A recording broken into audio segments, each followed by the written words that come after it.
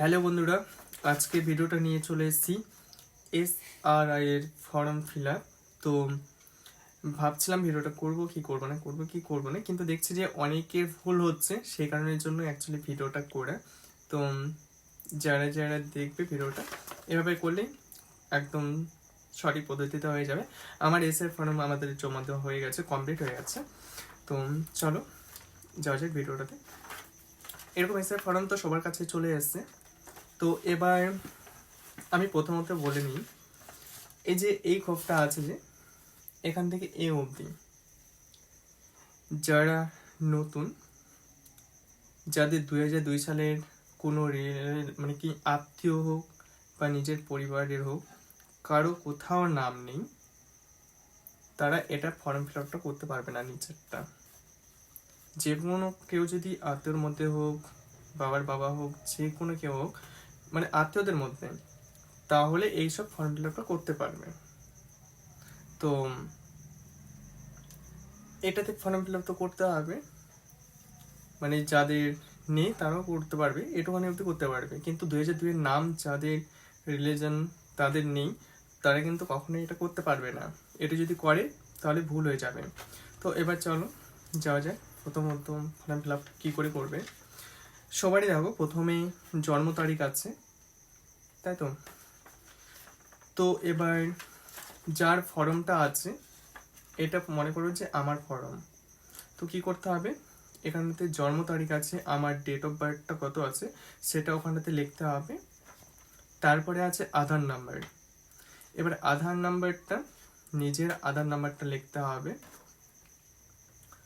তো তারপরে আছে মোবাইল নাম্বার, বাড়ির একটা মোবাইল নাম্বার দিতে হবে।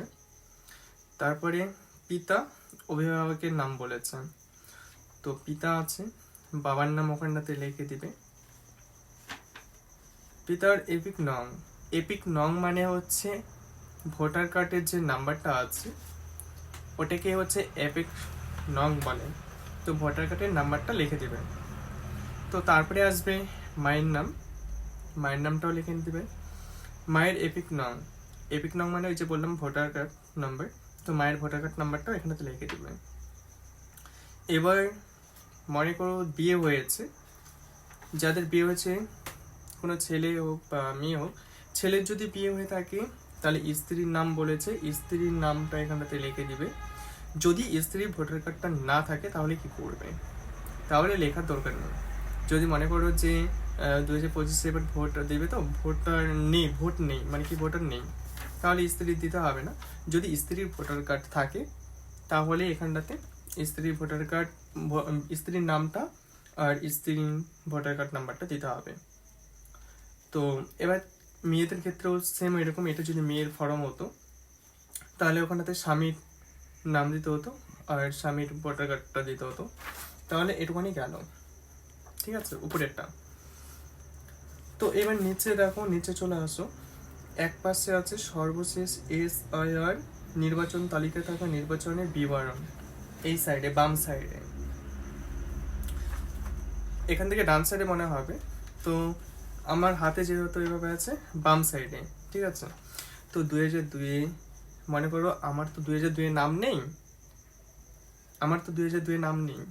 তাহলে আমি এই পাশটা বাম পাশে লিখতে পারবো না। যাদের 2002 লিস্টের নাম আছে তারাই একমাত্র এই বাম পাশে লিখতে পারবে। ক্লিয়ার? আর আমরা লিখতে পারবো কোথায়, আমাদের দাদুর আছে, আমার বাবার আছে। তো আমার বাবার যেহেতু আছে আমরা ডান দিকে লিখবো, ডান দিকে। এখান থেকে উলট মনে হবে, এভাবে ধরতে হবে হয়তো। এটা বাম দিকে পড়ছে, এটা ডান দিক, দেখে নেবে। কিন্তু এখানে থেকে ক্যামেরা তো বুঝতে পারছে না, তো আমাদেরকে ডান দিকে লিখতে হবে। আর যাদের 2002 নাম আছে তারা বাম দিকে লিখবে। ক্লিয়ার?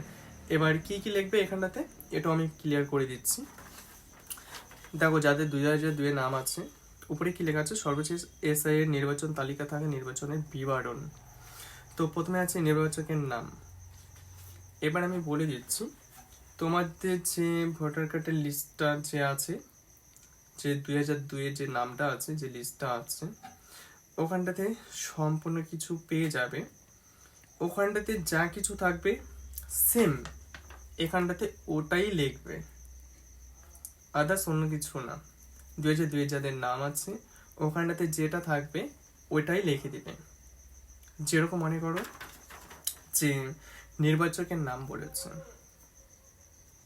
যাদের এটা হচ্ছে 2002 নাম আছে তাদের ক্ষেত্রে এটা বলছি। তো যাদের 2002 নাম আছে, নির্বাচকের নাম বলেছে, ওই ভোটার লিস্টে যে তালিকাটা আছে না, কত নাম্বারে 2002 লিস্ট নাম ছিল, ওখানটাতে যা নাম থাকবে, মনে করে যে নামটা আছে ওই নামটা লিখবে। পিতার নাম যেটা আছে, তারপরে দেখো এপিক নাম মানে নির্বাচকের নাম, মানে 2002 যে তালিকার যে নামটা আছে ওই নামটা লিখবে। এপিক নাম মানে 2002 যে নামটা আছে যেরকম আছে, দেখবে সাইডে ভোটার কার্ড নাম্বারটা আছে, ওটাই এপিক নাম্বার, ওই নাম্বারটা লিখে দিবে। তো তারপরে আসছি আত্মীয়র নাম।